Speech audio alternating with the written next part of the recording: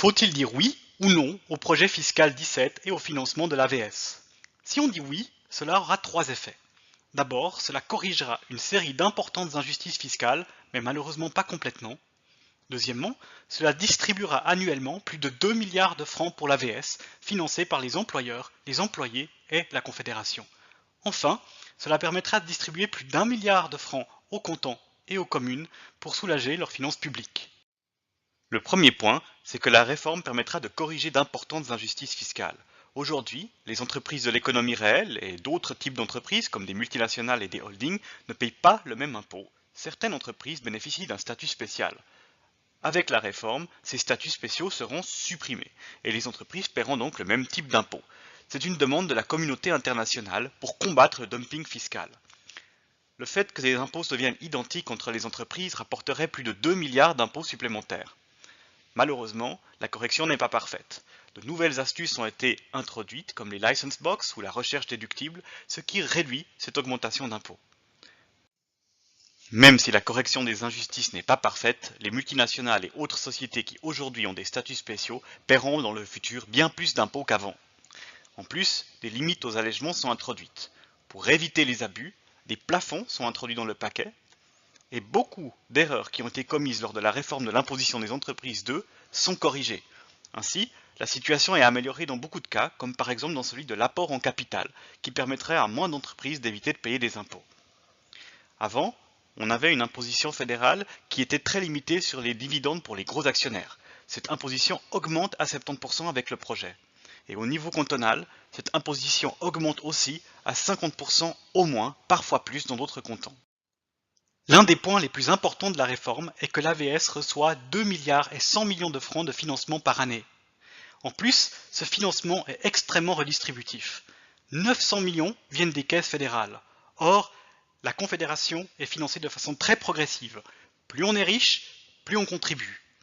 En plus, 600 millions de francs viennent directement des employeurs, et 600 autres millions de francs viennent des employés par le biais des cotisations sociales. Là aussi, plus les gens gagnent d'argent, plus ils payent de cotisations sociales. Pourtant, la distribution de l'argent est beaucoup plus égalitaire. Les bénéficiaires de l'AVS, c'est tout le monde. Et même si l'on paye énormément d'argent de cotisations sociales, quel que soit son revenu, quelqu'un d'extrêmement riche recevra autant d'AVS que quelqu'un issu de la classe moyenne. Les riches payent beaucoup plus, mais tout le monde reçoit quelque chose de similaire. Les cantons recevront plus d'1 milliard de francs de recettes supplémentaires et les villes et communes affectées par la réforme seront soutenues. C'est une excellente chose, d'autant plus que la Confédération a effectué des milliards de bénéfices depuis maintenant des années. Ce transfert de ressources protège aussi de risques de baisse d'impôts pour les riches par la Confédération. Mais alors, où est le problème? D'abord, les statuts spéciaux sont supprimés et les entreprises paieront plus d'impôts. Mais, malheureusement, de nouvelles astuces ont été introduites. Ce qu'il est important de comprendre, c'est que la situation finale est meilleure que celle d'avant. C'est un progrès, il ne va pas assez loin, mais ça reste un progrès. La deuxième critique qui est souvent formulée, c'est que les cantons peuvent toujours baisser leur taux d'impôt s'ils le veulent. En effet, le projet fiscal ne change toutefois rien à cela. C'était déjà le cas avant la réforme. Les cantons sont libres de fixer leur taux comme ils veulent.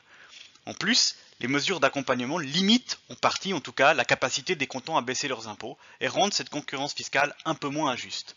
Il ne faut pas oublier que la seule façon de combattre ce dumping fiscal, ce sont des référendums au niveau cantonal.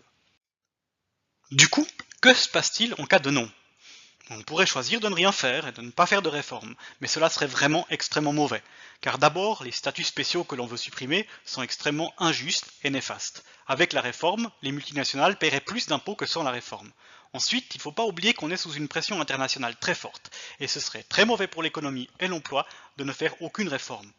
Du coup, on pourrait décider de faire une simple réforme où on supprime les statuts fiscaux, c'est probablement ce qui se passerait si on disait non à ce projet global. Mais là, il n'y aurait pas la moindre mesure d'accompagnement. Et par conséquent, les cantons feraient ce qu'ils veulent sans compensation. Le risque est évidemment de voir les cantons les plus riches faire du dumping fiscal et les autres ne pouvoir rien faire en échange. De plus, en cas de non, il n'y aura pas de financement de l'AVS. Il sera beaucoup plus difficile de maintenir les prestations à leur niveau actuel dans ce cas-là. En effet, s'il y a des propositions qui sont mises sur la table pour augmenter l'âge de la retraite des femmes, augmenter l'âge de la retraite des gens ou diminuer les rentes, il y a beaucoup plus de risques qu'elles passent si on n'a aucun financement que si le financement est assuré. C'est donc important de renforcer l'AVS à tout prix maintenant. Sans financement des cantons et des communes, seuls les cantons les plus riches pourront baisser leurs impôts. Il y aura un énorme dumping fiscal et les entreprises fuiront certains cantons pour aller dans des cantons qui sont déjà très bien lotis. Enfin, sans compensation fiscale, les injustices qui sont aujourd'hui dans le système ne seront pas réduites ni supprimées. Cela renforcera en réalité les inégalités et les plus riches d'entre nous. Est-ce un projet parfait? Absolument pas. Mais c'est un premier pas. C'est le meilleur projet qui est possible aujourd'hui au vu de la majorité politique. Et en cas de rejet, les autres options mèneront à une baisse des prestations dans l'AVS, à une concurrence fiscale totalement débridée car pas encadrée du tout, et surtout, en l'absence totale de projet, nous prenons de grands risques pour notre économie et aussi pour la justice fiscale de notre pays. Un projet qui n'est pas parfait, mais qui est une claire amélioration de la situation actuelle. Pour cela, nous avons intérêt à voter oui.